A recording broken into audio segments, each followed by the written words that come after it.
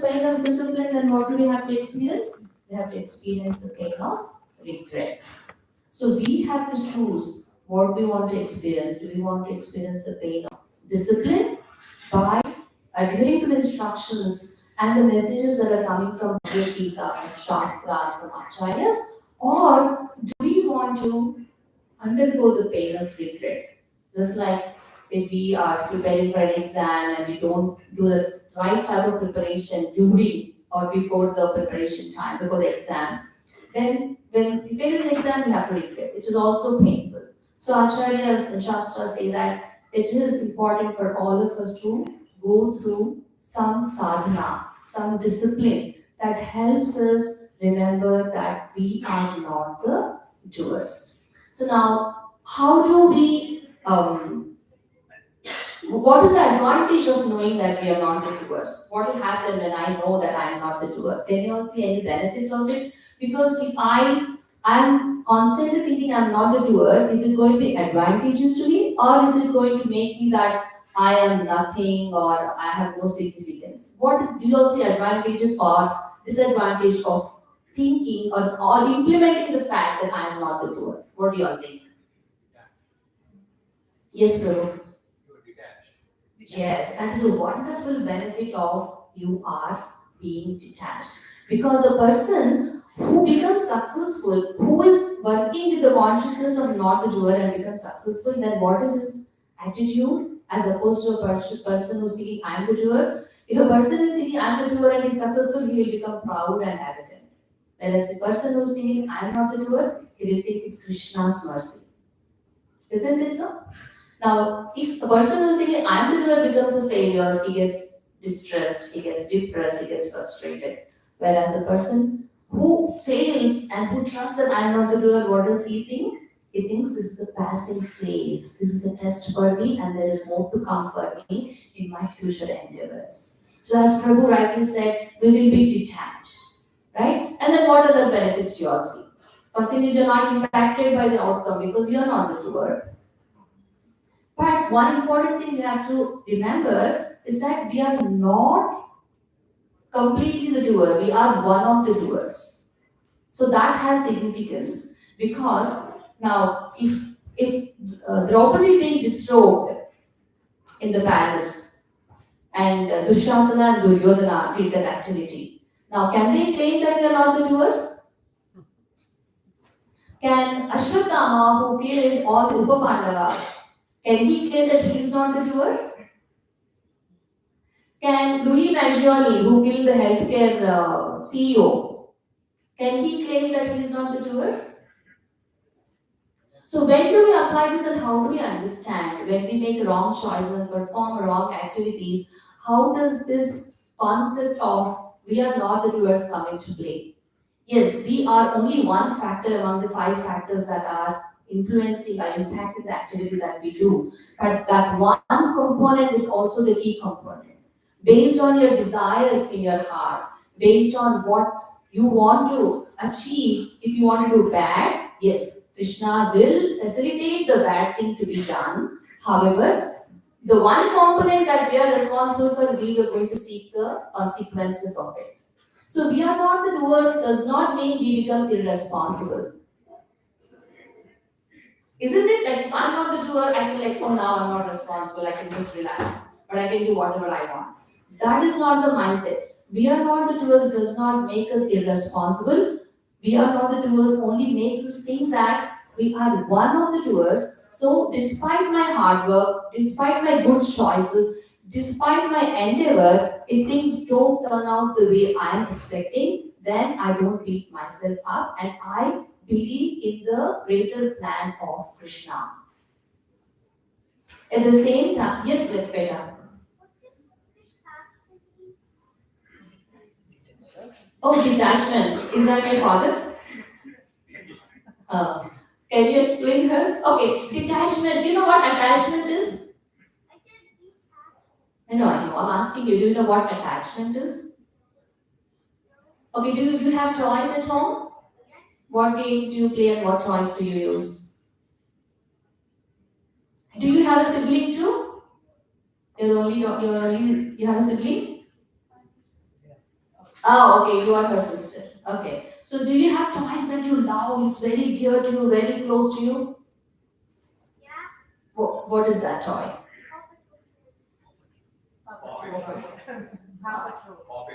Paw Patrol. I don't know, sorry, what it means. Whatever XYZ that is. And if that, then you give it to your sister forever?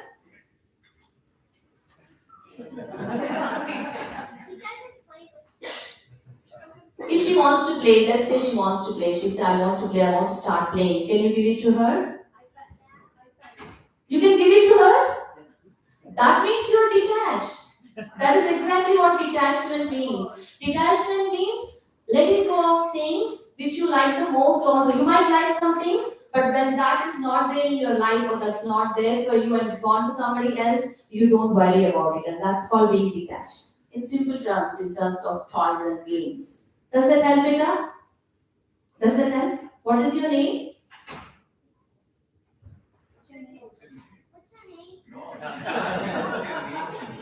What is your name? Ashvika. Ashvika is the only person listening to my whatever I'm speaking today.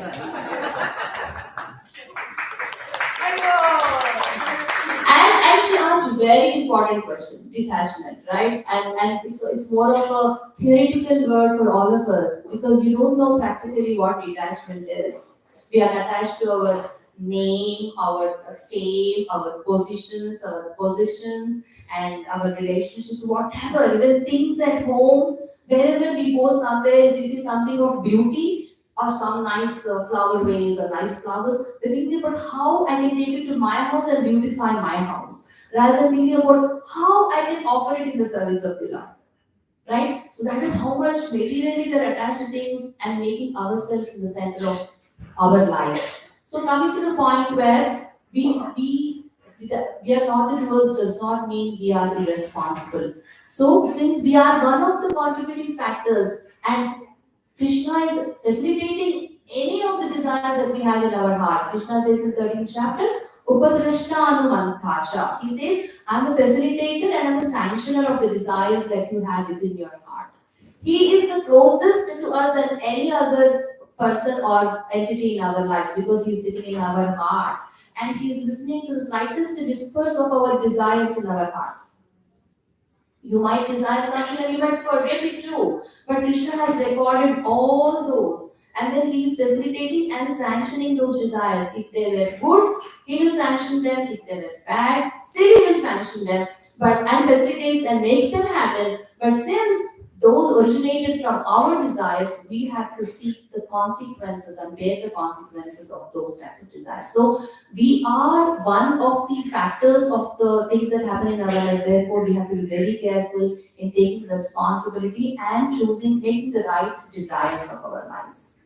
So, surrender to Krishna helps us go over these three modes of material nature. Remember that story of where the cow actually is pulling the farmer or the man. Similarly, so many attachments are pulling us, so many desires are pulling us, and sense gratification, the sense objects are pulling us. So, in order to transcend and go over these desires, attachments, and sense objects, we have to go over the three modes of material nature. Krishna says, Mamchayo Vyabhicharena Bhakti Yogena Senate Savuna Samati Ityayataitan Brahma Bhuyaya Kalpate. So he says, one who serves me with love and devotion, they can overcome the three modes of material nature. So the recipe for us to not be bound by these attachments and think that we are the doers is for us to do bhakti yoga or service, devotional service. See, Prabhupada for us, bhakti is the Sanskrit word, right? Prabhupada, he beautifully translated bhakti into what? Can anybody tell me? What does bhakti mean in English? Devotion. But Prabhupada doesn't say devotion. He says devotional service. Bhakti is an act. It's an emotion. And that has to be expressed. If I keep saying somebody, I love you, but I don't do anything for them, then it doesn't become a love at all.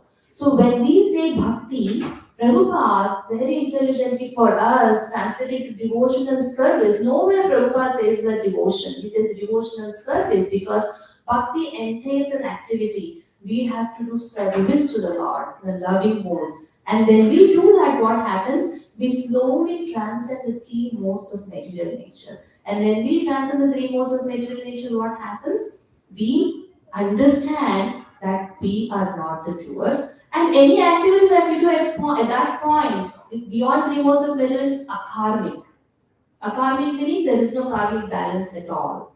So we don't really entangled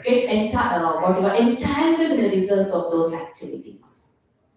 Right? Therefore, we have to take on the path of bhakti. And there are so many wonderful opportunities that here LNCC provides us to be in the service of the deities through so many different activities. You can cook, you can serve, you can clean, you can come and hear Krishna Katha, you can donate, so many participate in the festivals and get to know more about the Krishna Tattva that Srila Prabhupada has given us. So we have to make that step or take the step and ensure that we practice bhakti in our life every day. It's not like a weekend or once a month or when I have nothing else to do.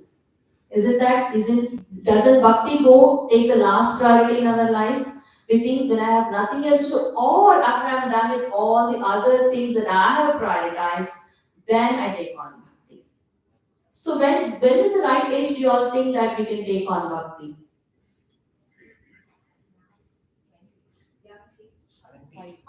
70.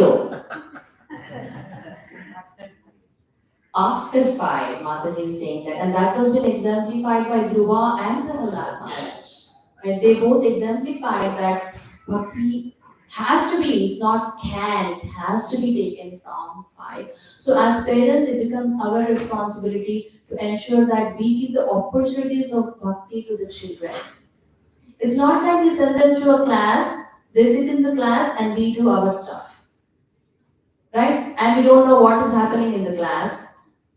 And then that indirectly tells the children that my parents are not interested in what I'm learning, so I don't think this is important. On the contrary, we put our children in sports, we put them in other activities, and then we are checking, communicating with the teachers, asking them, oh, what did you teach today? Can you send me videos of what the practice was? Have you helped my daughter practice at home or son practice at home? But Bhagavad Gita classes, nobody asks that type of questions. At least in my experience, for the 6 years that we have done Gita wise, no parent reached out to us and asked us, what was covered today? Can you tell us because I missed the class or my child missed the class? Because bhakti is not a performing art. You don't perform on stage bhakti.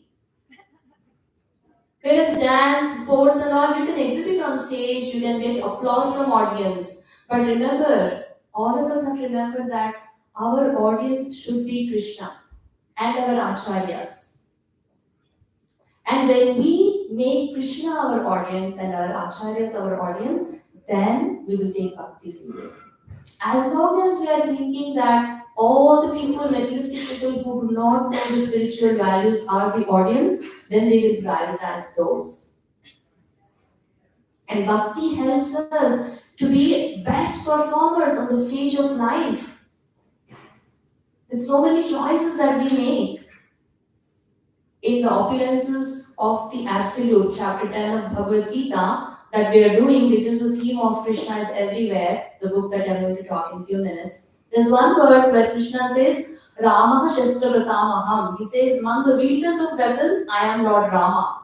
So how is it relevant to us that the children who are learning today? Yes, I know Lord Rama is a wielder of weapon, but how do I apply it? For me, what I taught the kids is, we also have to carry weapons in our hands. But what are those weapons we have to carry? The weapon of the knowledge of Bhagavad Gita. And wait, what is the weapon that we carry and what are the arrows? The arrows are the verses of Bhagavad Gita. And when do I use these arrows? When I am confronted with temptations, when I am confronted with distractions. I use the arrows of Bhagavad Gita, which I have stored in my brain by memorizing them through these classes.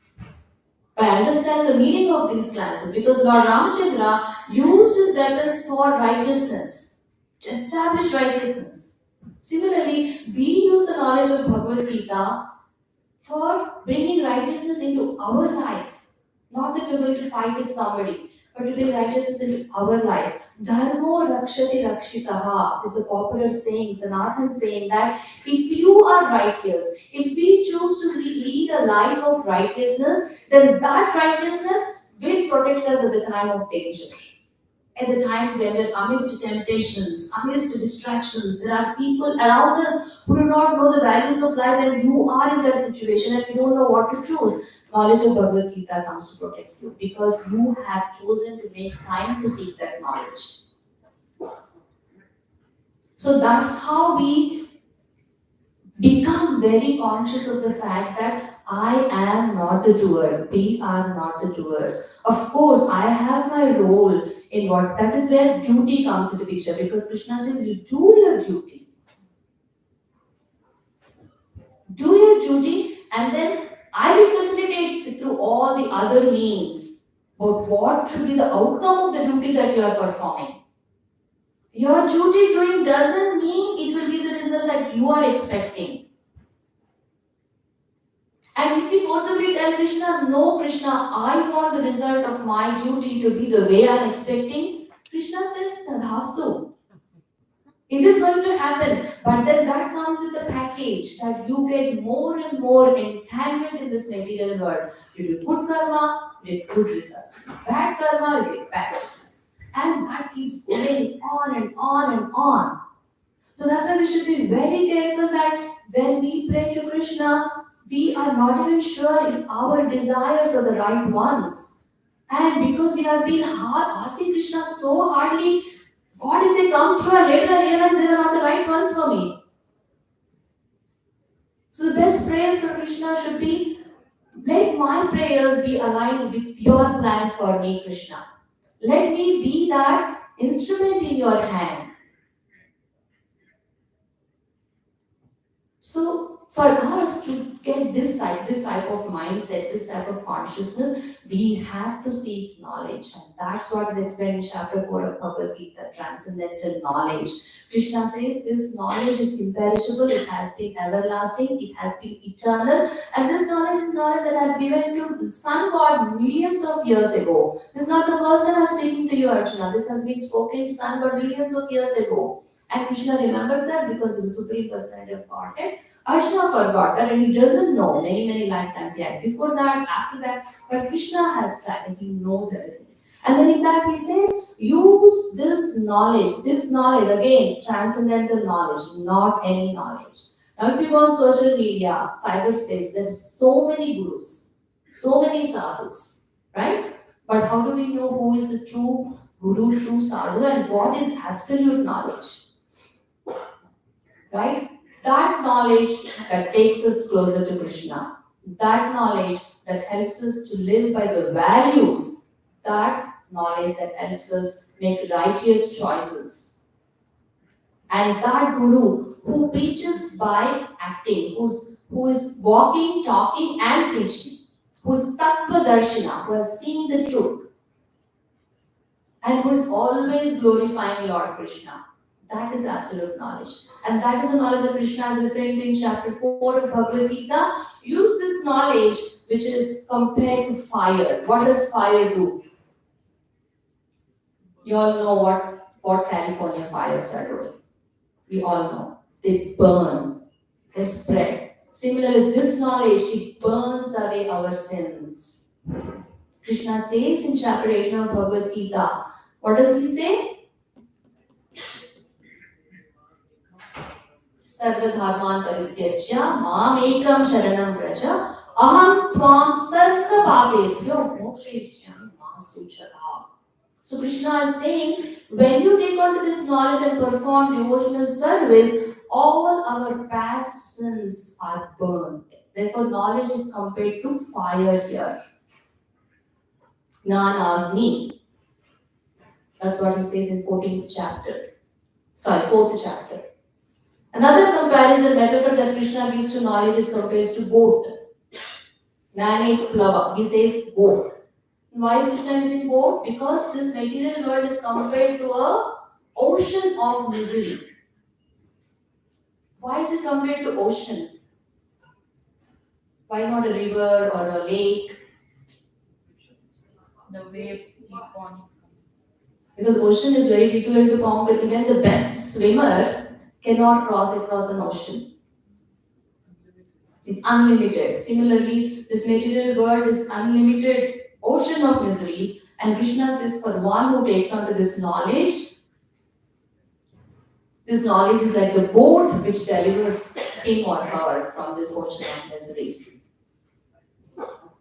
The next comparison that Krishna makes for knowledge is that of lamp. Which chapter do you all think? The Chatushlokya of Bhagavad Gita, anybody remembers? 10th chapter. 10th chapter, 11th verse, where Krishna says, Jnana Deepena Vasvada. Jnana Deepa. He calls it as the light of knowledge. What does knowledge, what does light do? Drives away ignorance. If I'm in dark and if I have to traverse a space which is not familiar to me, it might have bumps, it might have puddles, it might have, I don't know, the terrain is unknown to me, and if you have to walk in a terrain in the dark, it is scary and it is dangerous, it is risky. And I might even I might get into an accident.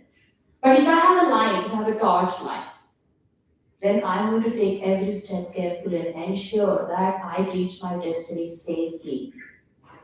Similarly, when we take on this knowledge of Bhagavad Gita, we are going to traverse our life carefully and reach our destiny. What is our destiny? You all might say, oh, your destiny is different from my destiny, so why should I share my destiny? Going back to God. Going back to Godhead.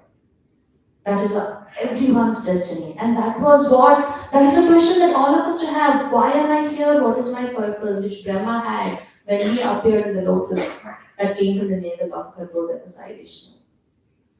As soon as he was born, Brahma, the supreme person, supreme living entity in this material world, he had the question, why am I here? Atato Brahma Jignasa. And what am I supposed to do? And he knew very well that he is not the doer. Krishna gave the instructions, and under the instructions of Krishna, he creates. So we all should have this questioning of what am I, why am I here, and what am I supposed to be doing. So when we take on this knowledge, we can traverse the terrain of this life, which has different types of ups and downs.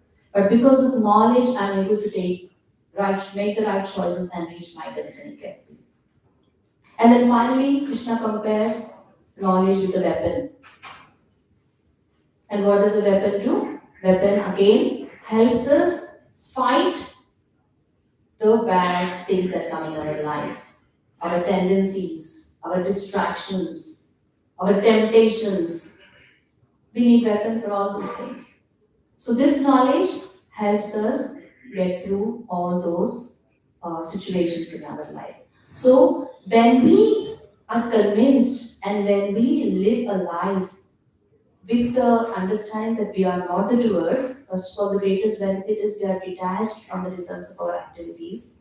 Second of all, we will become thankful and grateful, isn't it? For example, today for us to meet here, we have this beautiful place. Without this place, we wouldn't be able to meet, right? And then the opportunity set by Prabhu for all of us. Without that opportunities and the tools and all the arrangements, we would not be able to meet.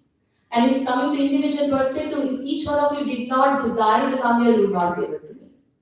What if there was snow? Like 2 weeks ago, the temple was closed. If there was snow, we would not be able to meet. So many factors. And above all these, if I was sick suddenly, let's say, because I was given the task of doing this, service of doing this, and if I was sick, then I would not be able to come. And therefore, even though I was wanting to do and I wanted to do, I would not be able to do. So we become so grateful that everything fell in place for this to happen. So we become humble and we become grateful. So detachment, we become humble and grateful because we are having visibility of all the other 4 elements besides me and anything happening. Third thing is, when somebody is behaving badly to us, also we have to remember that they are not the doers. Isn't it true? They are not the doers. So probably they have a bad wish against us or bad feelings for us. But for that to express as that incident or that whatever happens between that person and us, other factors also play the role, isn't it? It has been facilitated. So we have to see the hand of the Lord and see, take it as a message. This is a message for my rectification, for my purification. Will I tolerate this, or will I really see a mistake in me that that person is trying to fix in me? That is when the other person is being not nice to us. And when the other person is being nice to us, also you are seeing the hand of God. So, in essence, by developing the consciousness of we are not the doers, we are actually seeing Krishna's hand in every aspect of our life. We are being reminded and we are being conscious, and therefore we are being seeing Krishna everywhere, Krishna's hand in our life. And again, that comes with practice. And the practice is that Prabhupada has given starts first with Hare Krishna, Krishna Krishna, Hare Hare Rama Rama, Hare Hare, chanting. That is the first step. Forget about other things, whether we do or not. First thing we have to do is grab onto this chanting. Whatever, whichever stage we are in, 2 rounds, 4 rounds, 8 rounds, let's go on fast track and go to the 16 stipulated rounds that Prabhupada has given. Stipulate attentive rounds. My Guru Maharaj's instruction for all of us has been, first thing he would ask whenever we meet him was, are you chanting your rounds attentively? Because chanting rounds is important, but chanting them attentively is most important. It's the most important. So for us to be able to chant rounds attentively, we need to have the ambience in our life, in our home, to be able to chant attentively. So we have to make those arrangements and situations so that we chant our rounds attentively. So with that, I want to pause the class here. If you all have anything to add, the points that we discussed, please to add, and then we can quickly go over this book for 1 minute because it's already 1:30. So please let me know if you have anything to add to the class. Yes, Prabhu. If we are one of the factors, and Krishna is the facilitator or the one who gives the facility for us to do things, then why is the karma only something I have to suffer? Should you also not share in the karma? Because you are the initiator of it. This material world is a creation that has come into existence because we as human beings have to rectify ourselves. So all the other things are facilitators only, but we are the main initiators. So for us to get purified, these other elements help us, whether purify or further deteriorate, either way.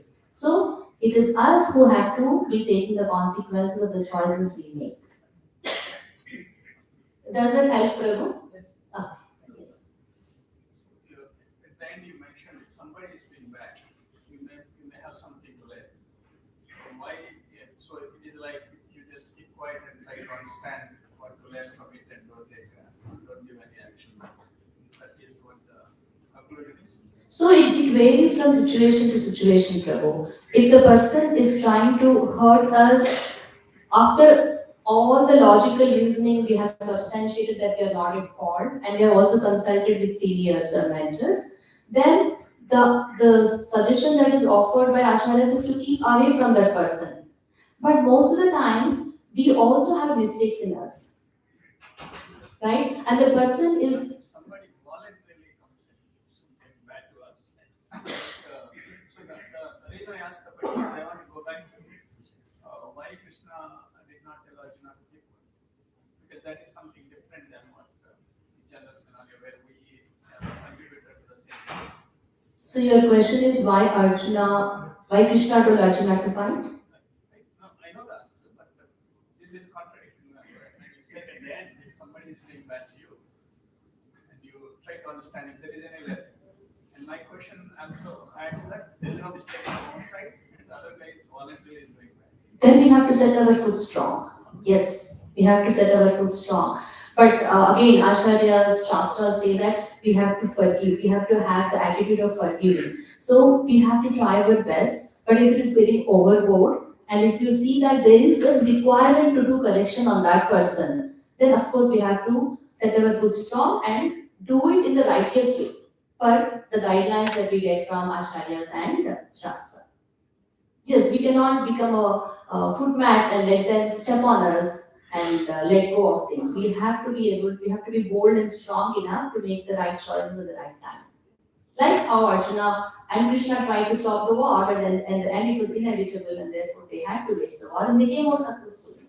So yes, we have to, for example, even in Prabhupada's life, the ISKCON Juhu temple, it was a very big thing for Srila Prabhupada. It was a big fight that he had, but he never gave up. He made Mr. N learn the lesson, and today we have a beautiful temple there. So Prabhupada also taught us to fight when there is in need. Yes. Yes. Prabhu, is that okay, Prabhu? Shyam Prabhu? Yes, absolutely. Oh, yes. Question, Mataji, on the Garuda story which you gave, right? Mhm. That was the main reason you gave the stories for the. There are several messages we can get from the story. One is death is unknown to us. When go ahead. Prabhu. So the question I had was, Garuda has the power of the visionary, right? Even Garuda is. So visions that of that bird is in danger, Yama. So Garuda can vision Yama. Yes. My question is Garuda's vision is beyond or not up to Yama's, because even Garuda tries to save the bird, still Yama wins. Still it comes. Yeah. So I was wondering, Yeah, Garuda so- doesn't know 100%. We don't know, but whenever we hear stories or pastimes where we get questions like logical questions, for example, do you know the story of Parikshit Maharaj, how he put a snake around the sage, the Samika Rishi, right? Or we know the story of how Arjuna becomes confused and baffled in the field of Kurukshetra. Arjuna is a great warrior. He knows dharmic principles, but still he gets confused and he surrenders to Krishna and tries the battlefield of Kurukshetra.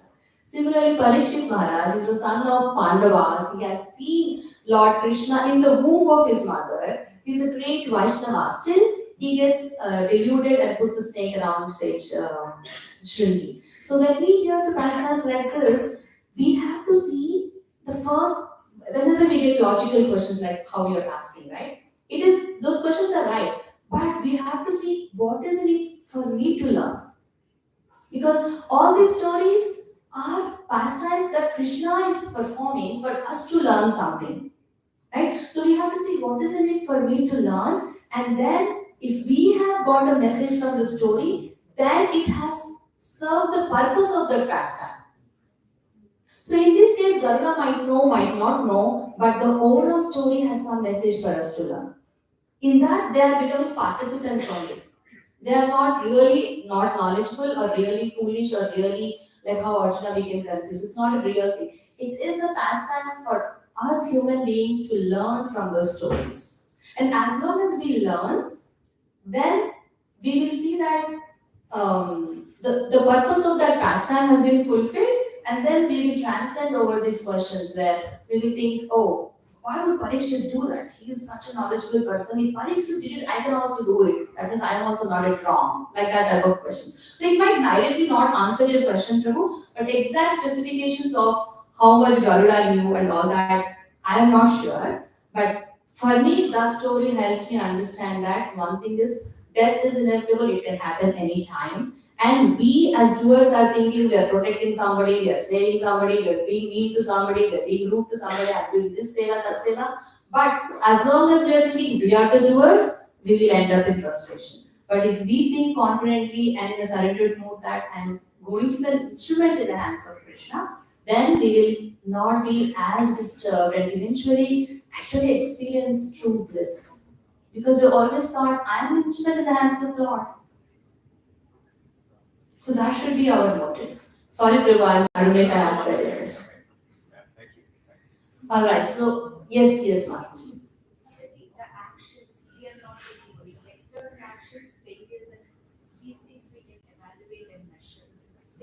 thoughts on the subtle things that we do. For example, I keep an alarm at 4 o'clock and I start 10 minutes and plan the day and then I see the time to be 4:30 next alarm.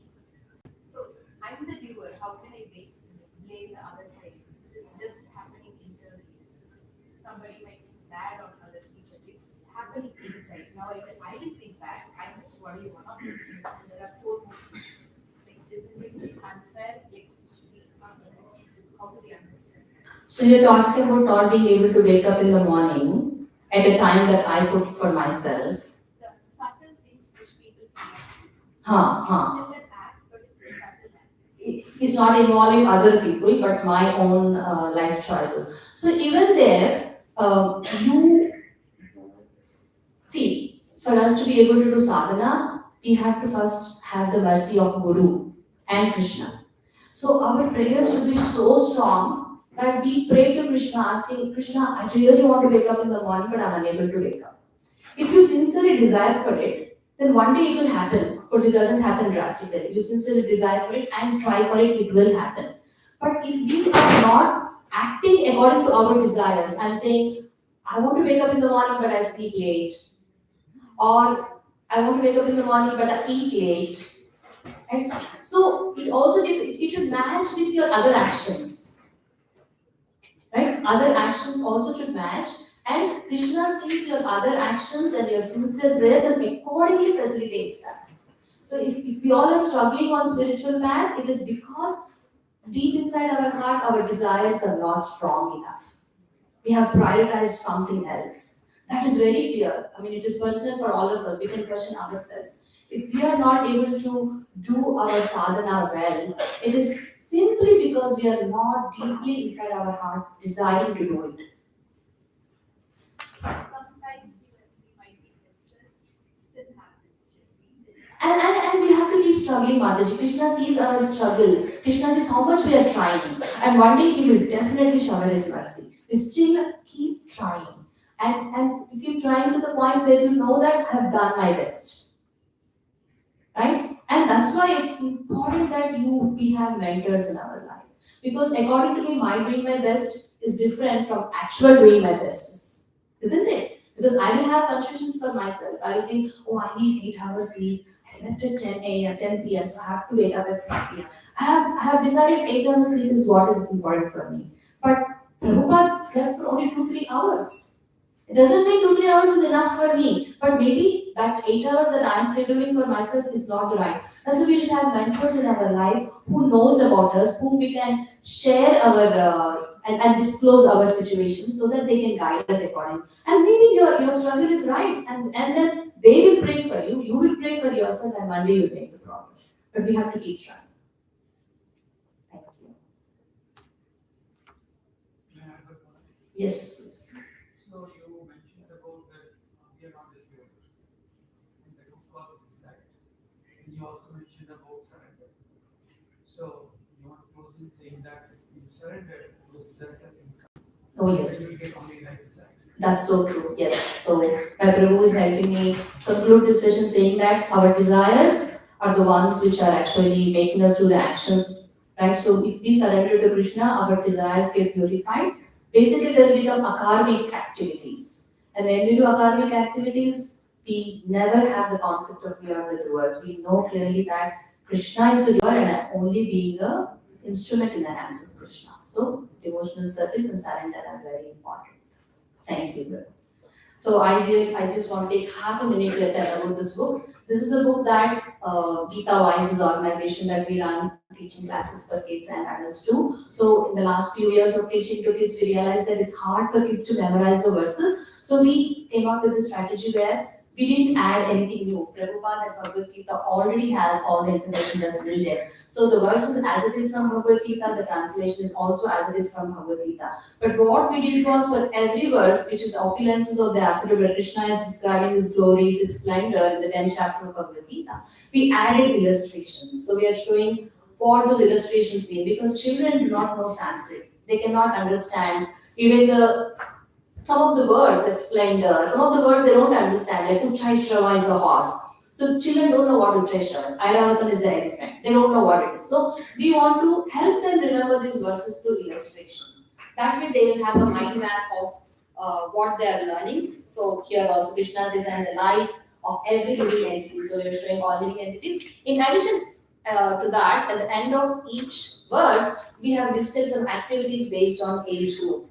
If it is from kindergarten to sixth graders, we have some craft work and some activity which they can remember the words well. And if it is a high schooler, we have some essay writing, some contemplative thinking by which they can remember the words better.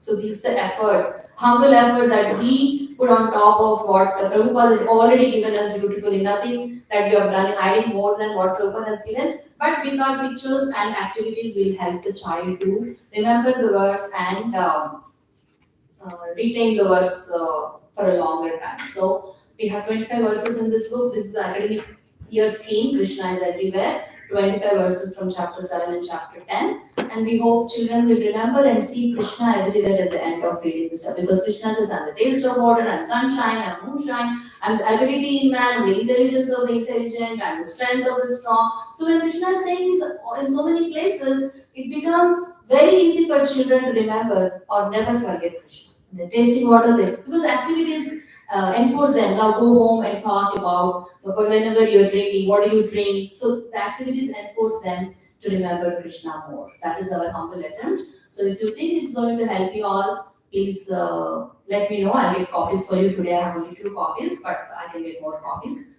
And that's all, Prabhu. Thank you for giving me the opportunity to speak about this book. And I hope I did justice to the topic. We are not the doers. It was very complicated, Prabhu.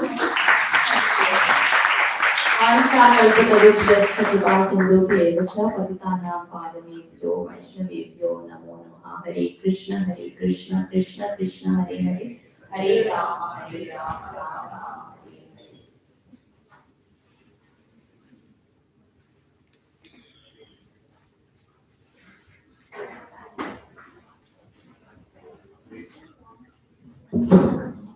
Hare Krishna. So, her place on the Takarani Mataji just proved my point. She takes a very complex topic and makes it so simple for all of us. We got so much from that one simple thing. We are not doers. And if you understand Krishna's everywhere, like the book, you will automatically understand that you're not the doer. So I encourage all of you all, those who have children, to take a copy, it will help you. All right? Thank you so much, Nandari. It was a great pleasure, and we hope that you will keep blessing us with your wisdom and give more classes. Prabhu is following Vaishnava etiquette, so he uses very strong words, but I don't deserve any of those. I'm only trying to purify myself. Whenever Prabhu gives me an opportunity to speak, it helps me read Bhagavad Gita more, it helps me read listen to Srila Prabhupada's lectures more. So I consider this as an opportunity to purify myself. But Prabhu is following the etiquette, so he's using the words like blessings or whatever. So I will accept them as a blessing from him. I don't want to contradict what he's saying, but I want to let you all know I am not the doer at all. We promise we will keep bringing it more sooner. We have a lot of special guests and all these last few months. And so, Prabhuji, can you please wait and not give now? I will let you know when, please, Prabhu, because it's disrupting the whole program. Let's wait and I'll tell you when they can take. Please come and sit down again, please. Prabhuji, please. I request you all. And those who are in the altar, please don't do anything until we tell you to, please. Because you're disrupting the whole program. We have one celebration today. We have a birthday that we are celebrating. Today is 26th January. Do you all know what is 26th January? Republic Day of India. Right? So we are celebrating the Republic Day of India in India. They have a grand parade there where there's a lot of nice displays and all that. Right? Anyone here has been to the Republic Day parade? You have? It's very something, you should go. Of course, Now, I don't know, the Delhi atmosphere is such that I don't feel like going to Delhi. It's so contaminated and so, the air is such that you can't hardly breathe. People there itself tell me we can hardly breathe. But you can watch it on TV, it's really a spectacular presentation. So on this day, we also have the birthday of Shiva Kumar Bhima. Please come forward, Roji. Oh, there you are. Yeah. Please come with your family. Please all come.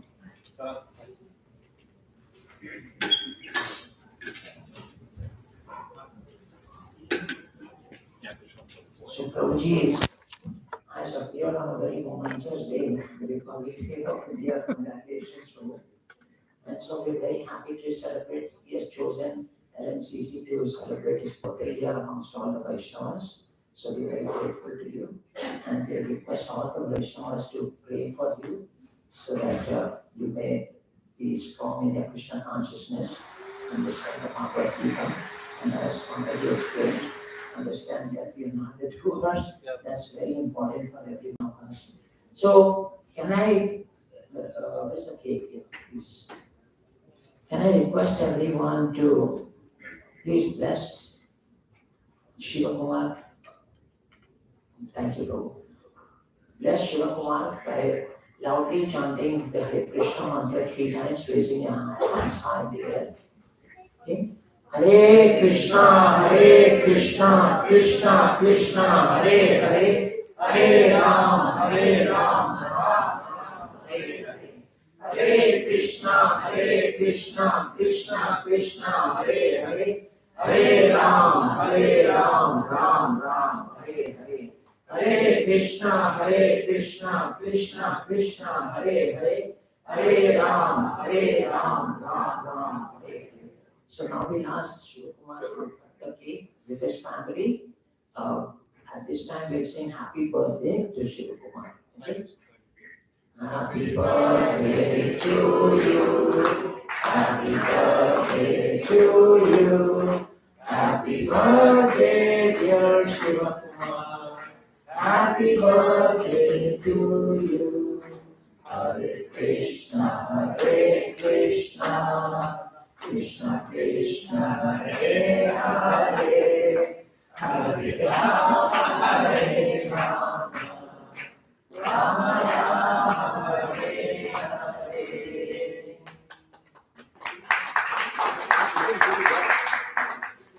So we asked the wife and the beautiful child to put a piece of cake in their father and husband's mouth. Are all 3 your children? 2 of them. 2 of them. Okay. I wish I had. You have a complete family, you have a boy and a girl. So what do you have to say something? Yeah, thank you for Sham Prabhu ji giving me the opportunity to come down over here. I was over here for Lord Narasimha's blessings, and Das has told me that we are conducting the Bhagavad Gita on a preaching every weekend. So I'm over here and I'm trying to gain as much as I could, which I just don't mind. I'm trying to pure myself and my family. So yeah, that's all I will say again. Hare Ram. Yeah. Thank you. So thank you, Prabhuji, so much. We now give you a mala that is offered to Lord Narasimha Dev as his blessing.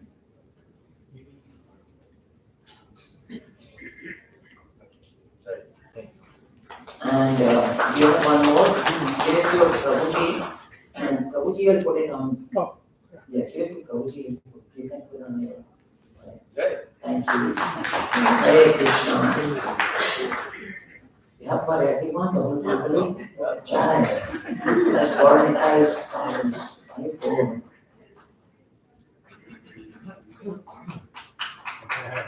So we pray to Krishna to bless you and to always give you peace, happiness, success in everything that you do. And more important, to give you bhakti as well. Okay, and we have a small gift for you. Please the bag. We have a small gift from you for you on behalf of the temple. We're giving you a 2025 calendar and we put these prayers, which are very powerful. We hope that you'll read it and will help you. Please accept this on behalf of the temple. Thank you so much. So one other announcement we have is that we're coming up on a very great festival. Do you all know which festival I'm talking about? Nityananda Tiradashi. Like Nityananda is the Adi Guru.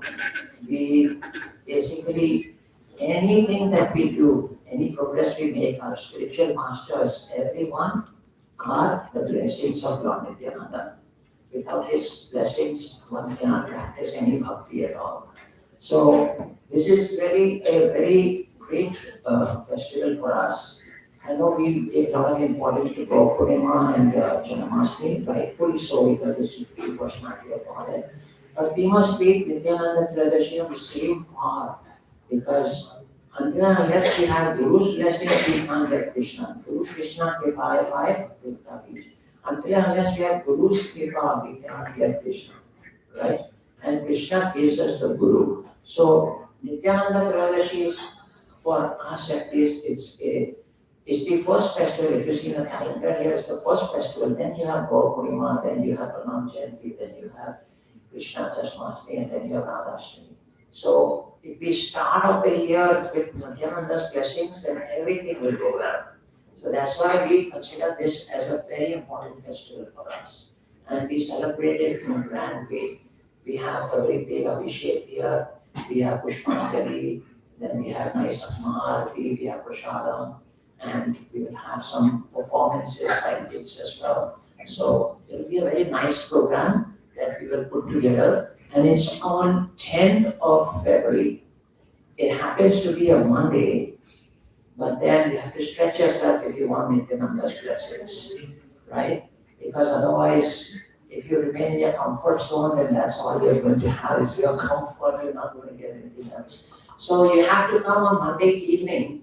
The program will start at 5 o'clock in the evening, right? We'll start with some kirtans and stage shows and all that. And we will have the Abhishek at 6:30 p.m. Okay? And we will try to complete the program between 8:30 and 9 o'clock so that you get your dinner and you can return home, stay at a good time so that you're ready for the next day. So please mark your calendars, 10th of February. Okay? Any questions or any comments?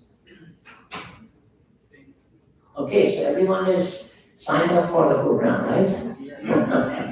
Yes, you have a question? One me? I cannot hear.